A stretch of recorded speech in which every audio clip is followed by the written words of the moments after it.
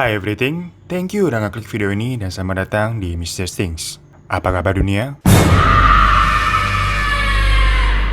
Hai guys, jadinya nih kalian lebaran hari Jumat ini apa Sabtu sih? Kan kemarin kita niatannya mau mudik jadi bingung ya? Cuman sih kalau kata pemerintah besok nih Sabtu nih. Tapi kok tahu-tahu ada berita update yang bikin kaget. Padahal kan udah di penghujung lebaran ya. Yang mana orang-orang nih momennya bersuka cita kembali ke kampung halaman untuk kumpul bersama keluarga. Lah kok tapi ini kok ada berita yang bikin sedih gitu dengernya. Dimana di Jepang tuh lagi rame banget tuh. Karena di sana ditemukan jasad warga negara Indonesia di dalam sebuah koper yang dibuang, gengs. Dan diduga pelakunya itu merupakan orang sesama orang Indonesia yang bekerja di Jepang sana juga. Masalahnya, korban yang berusia 30 tahun ini, itu kan niatnya mau merantau ke negeri orang buat bekerja biar bisa bikin orang tua bangga, tapi malah hilang nyawa. Cuma ya, hal pertama yang terlintas di otak gue waktu denger kasus ini, para pelakunya kok ya berani-beraninya berbuat hal semengerikan itu di negeri orang. Maksudnya kayak, kalau lu ngerantau udahlah, kelakuannya bener-bener aja. Kenapa aneh-aneh banget sih sukanya? Ya tapi hal-hal seperti ini, walaupun nggak banyak kejadian ya, maksudnya warga Indonesia melakukan pembunuhan di luar negeri, tapi ya emang ada-ada juga. Kayak kemarin kita baru bahas tuh, anaknya mantan pejabat Bank Indonesia yang sampai nyimpen korban-korbannya di gudang sewaan. Kalau kalian belum nonton, bisa nonton abis ini ya. Makin takut deh lu sama manusia. Nah, kasus ini sebenarnya 11-12, gengs. Karena pelaku ini juga diduga menyimpan korbannya selama kurang lebih 2 tahun sebelum akhirnya dibuang tuh dengan koper. Karena memang si korban ternyata sudah dilaporkan menghilang sejak tahun 2021. Jadi gini, di bulan Desember tahun 2021 itu, ada seorang PMI, pekerja migran Indonesia, bernama Aris Setia Irawan, yang dilaporkan menghilang. Di mana Aris ini tuh aslinya berasal dari Desa Triguno, Kecamatan Puncak Wangi, Pati, Jawa Tengah. Nah, menurut sumber beritanya, Aris itu memutuskan merantau ke Jepang untuk bekerja sebagai PMI formal dalam program magang yang diberangkatkan oleh LPKI Roha, Sleman, Yogyakarta di tahun 2016. Jadi ini maksudnya terdaftar ya awalnya, gengs ya, bukan ilegal, tapi di tahun 2016 itu. Namun setelah sekian tahun bekerja, yang awalnya semuanya lancar-lancar aja, tapi sampai tanggal 25 Desember 2021, tiba-tiba Aris ini tuh hilang kontak, gak bisa dihubungi oleh keluarganya. Padahal sebelum-sebelumnya,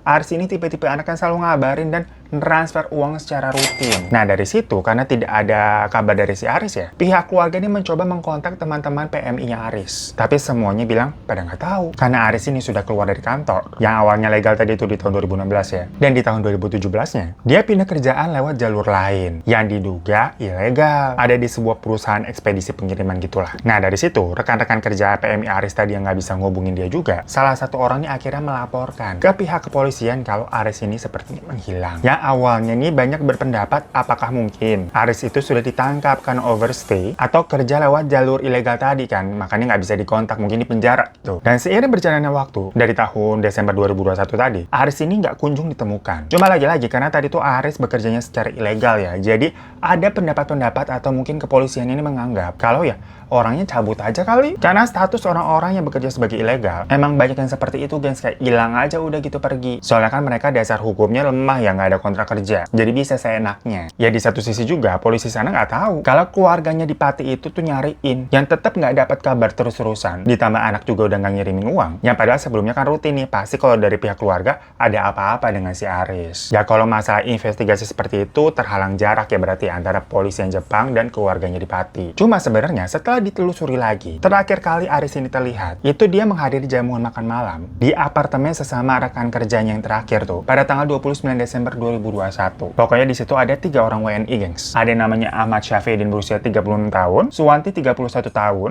dan Dedi Sutiawan 33 tahun. Jadi ini semuanya seumuran yang sama Aris yang tadi itu 30 tahunan juga. Ibarat kata berarti di sini semuanya senasib sepenanggungan, merantau di negeri orang, seumuran juga dan kerja di tempat yang sama. Nah, diduga setelah itu di tanggal 30-nya Aris ini memang sudah tidak ada. Dan karena terakhir kali tadi Aris bersama mereka nih, ya tentunya ketiga orang ini menjadi saksi kunci sekaligus terduga pelakunya. Cuma karena kasusnya benar-benar masih baru banget, jasad Aris yang di dalam koper itu juga baru ditemukan di pinggir jalan kota Tomura. Jadi masih diurut nih, diusut kronologi dan motifnya sih seperti apa. Soalnya ketiga orang tadi sebenarnya udah ditangkap semua nih, tapi semuanya mengelak. Jadi di berita-berita juga masih disebutnya terduga pelaku, gengs. Cuma yang nggak ada suspek lain juga sih, alias kecurigaan yang paling besar yang mengarah kepada mereka bertiga. Yang jelas-jelas terakhir ini bersama si Aris. Ya kalau benar nanti terbukti ya, kalau udah menyangkut urusan pekerjaan, menyangkut uang, kayaknya nih teman bisa berubah menjadi musuh. Orang sama-sama perantau kok ya tega-tegaan berbuat begitu dan berani banget di negeri orang. Mana kan ini mau lebaran maksudnya ya, harusnya Aris misalkan bisa pulang kampung atau mungkin ngasih uang THR ke saudara dan ke orang tuanya. Cuma malah jadi begini. Ditungguin dari 2021, ada kabar di 2023, tapi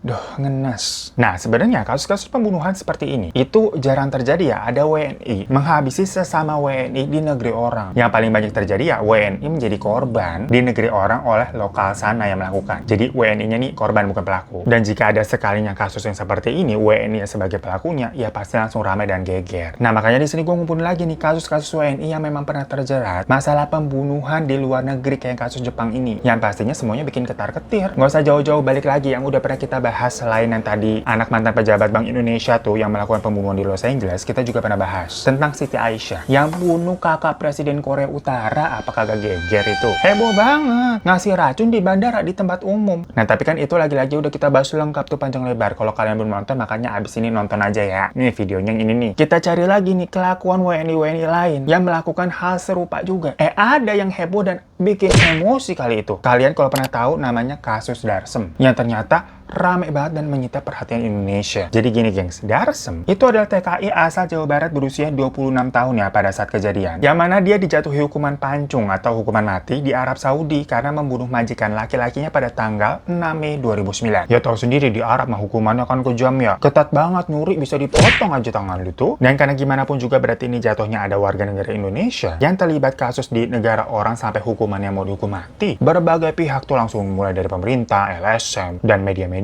melakukan berbagai upaya supaya Darsem ini bisa mendapatkan remisi atau peringanan hukuman lah. Yang landasannya pasti hak asasi manusia. Karena kan hukuman mati itu masih menjadi pro dan kontra ya. Dan seperti kasus TKI kebanyakan, alasannya Darsem melakukan hal seperti itu karena katanya dia mendapatkan perlakuan yang keras dari majikannya. Karena katanya Darsem hanya melakukan semacam pembelaan diri saat dia hendak diperkaos sama si majikannya itu secara paksa. Jadi di sini konteksnya majikannya juga nggak benar-benar amat. Ya salah juga ya. Tapi mungkin nggak dibunuh juga kali. Nah, saking hebohnya keputusan vonis hukuman mati, yang padahal Darsem ini dianggap membela diri, akhirnya atas lobby-lobby negara nih, salah satu ahli waris korban, atau ahli waris dari majikan yang dibunuh itu, mengeluarkan semacam keputusan pemaafan, dengan syarat Darsem harus memberi kompensasi senilai 2 juta rial, guys. Atau sekitar berarti 4,7 miliar rupiah. Bayangin tahun segitu loh. Tentunya itu angka yang fantastis. Ya bagi Darsem sama keluarganya ya. Ya di kampung itu mah kayak apa ya, ibarat kata suatu syarat yang mustahil. Kayak sama aja udah, gue pasti nerima hukuman mati. Uang dari mana segitu bisa bayar? Cuma dengan kekuatan media dan netizen. Yang tahu sendiri, netizen plus 62 solidnya kayak apa dalam hal masalah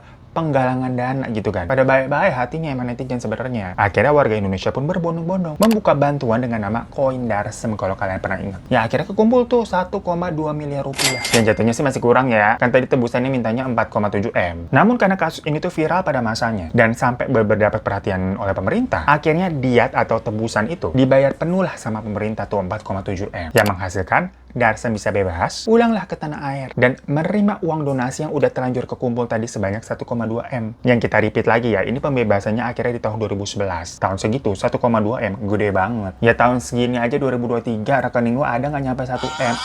Nah udah nih ya, di tanggal 11 Juli 2011, akhirnya Darsem pulang kampung kan tuh. Berasa lagi lebaran nih, lagi momen mudik gitu ke pulang kampung. Tepatnya di Kampung Truntun RT 9 RW 4 Desa Patimban, Kecamatan Pusaka Nagara, Kabupaten Subang, Jawa Barat. Yang mana awalnya sebenarnya si Darsem nih, ya seperti warga kampung sana kebanyakan, strata ekonominya menengah ke bawah, yang sampai dia kan harus bekerja di luar negeri tuh, untuk bisa menghidupi keluarganya dan diri sendiri tentunya. Namun semenjak kejadian ini, kehidupannya berubah 180 derajat. Karena dia pulang kampung nggak dengan tangan kosong, melainkan dengan uang sumbangan tadi tuh 1,2 M. Yang memang udah terlanjur kekumpul, digalang dana sama masyarakat tuh, tapi kan nggak kepake. Perkara uangnya akhirnya ditalangin sama pemerintah tuh 4,7 M. Yang mana sih sebenarnya ya secara logika, namanya uang pemberian, kalau sudah diberikan kepada seseorang tersebut, ya emang hak itu orang mau diapain sih ya? Ya namanya juga udah nih dikasih, nggak ada wasiat misalkan dibilang, ini uang nanti buat ini ya buat itu ya, nggak ada. Yang ternyata memang sama si Darsem, itu uang digunakan untuk hal-hal kebutuhan duniawi. Macam dibuat jalan-jalan, buat beli sawah 1,3 hektar, buat beli perahu, dia beliin perhiasan tuh serenceng emas-emas segambreng begitu bertumpuk-tumpuk. Ya namanya kalau masih di desa-desa, itu kan banyak ya biar mendapatkan pengakuan status. Orang udah sukses, udah kaya, pakai emas sampai ditumpuk-tumpuk begitu. Yang jatuhnya kan kalau dilihat-lihat bukan sekedar investasi ya, tapi lebih ke arah pamer. Ya misalkan kalau mau diinvestasikan, disimpan kayak udahlah ya, ini nggak dipakai semuanya. Lah kagak takut dijamret apa bagaimana lu? Masalahnya lagi itu emas segambreng kan dipakainya pakai duit donasi. Yang belum tentu juga orang yang mendonasikan Dan uangnya itu punya emas sebanyak itu juga. Maksudnya kan ini dari banyak orang ya, dari 1 orang, 2 orang gitu. Mungkin ada yang donasi goceng 10.000,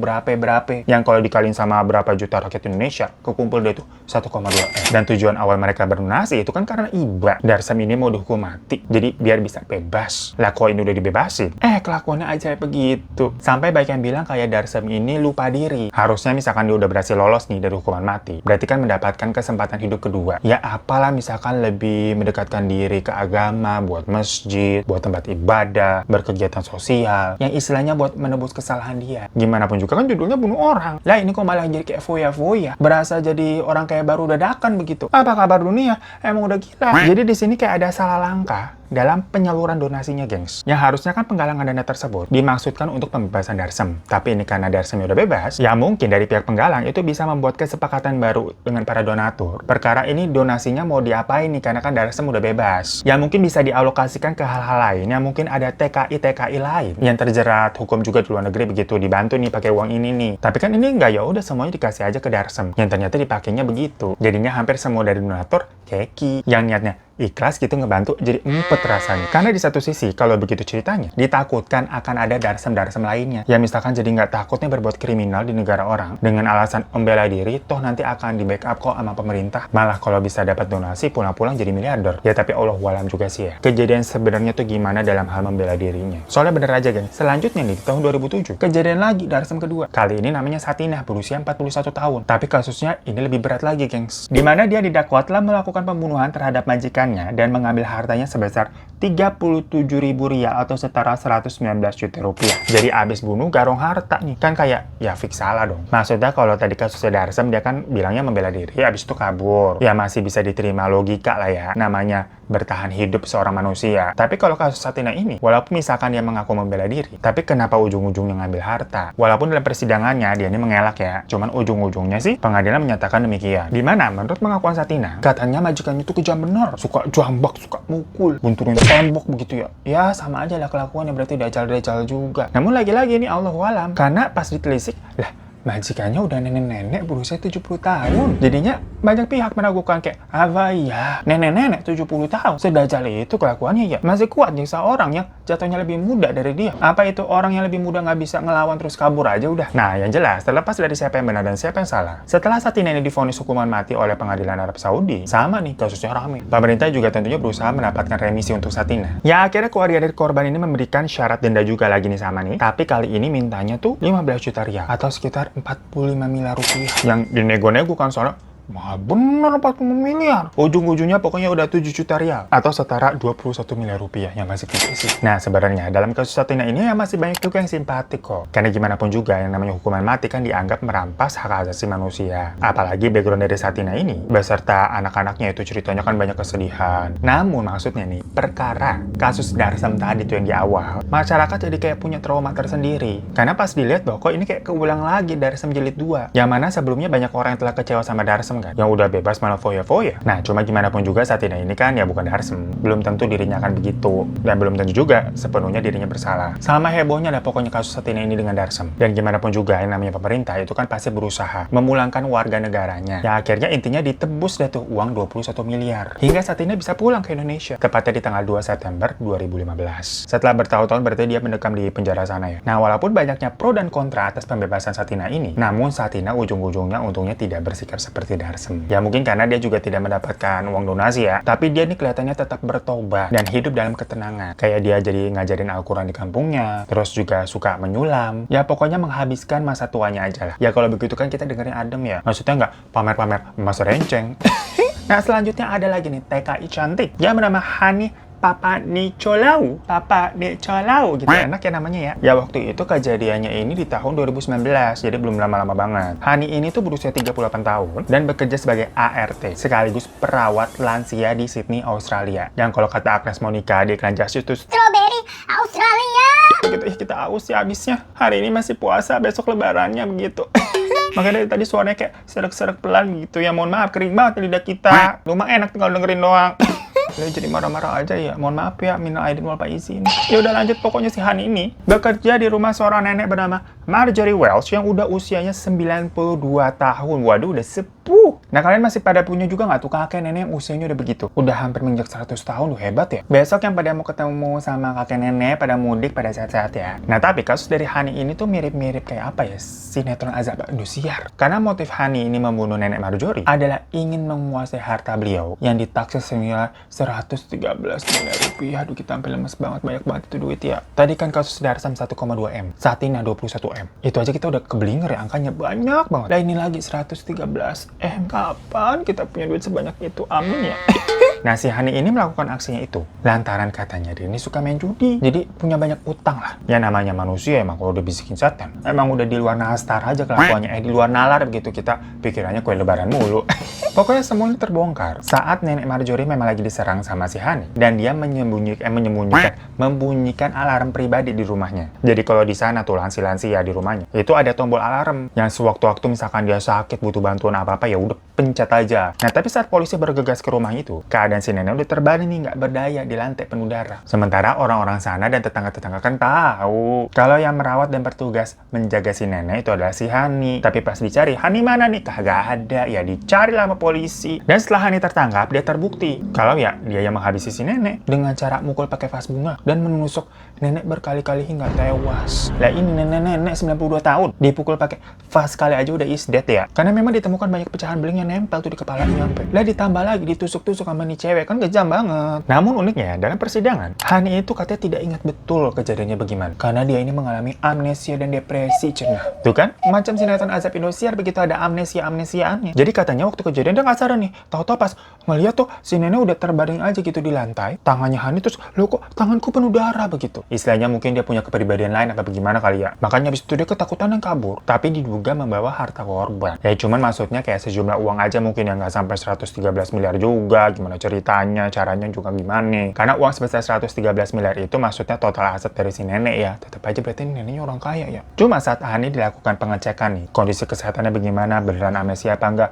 Lah, sehat-sehat aja tuh hasilnya, yuk amnesia. Ya tapi kalau masalah depresi mungkin aja. Karena kan diketahui tadi si Hani ini demen judi dan punya banyak utang. Sampai-sampai di rekening tabungannya aja tuh, katanya cuma ada 160.000 rupiah. Tinggalnya di Australia loh, rekeningnya 160.000. Kan di Australia mahal-mahal. Makanya bersyukur lu masih banyak rekening lu kan. Kemarin baru dapat THR tuh, ya. Sombong banget. Abis lebaran nanti juga tinggal 50.000.